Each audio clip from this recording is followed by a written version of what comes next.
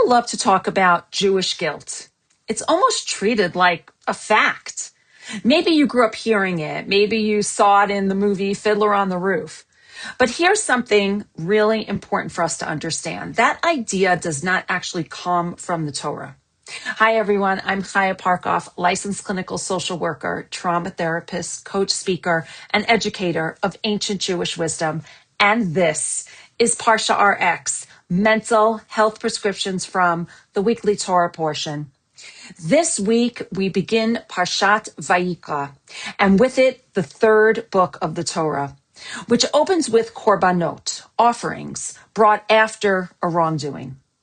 And many of us assume that these offerings were about self-punishment, guilt, but that assumption comes from a translation problem, not from the Torah. The Torah has an offering often translated as a guilt offering, but the Hebrew word is asham.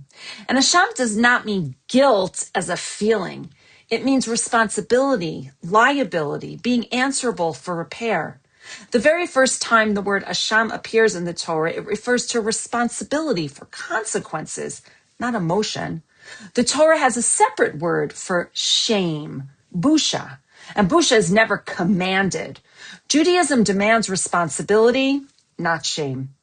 Rabbi Jonathan Sacks taught that Judaism is not a religion of guilt, but a religion of responsibility. And Rabbi Dr. Avraham Swirsky explains that guilt is feeling bad about what I did, while shame is feeling bad about who I am.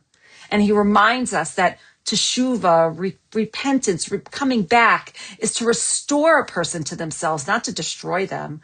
Parshat Vayikra teaches that you are responsible and you remain whole.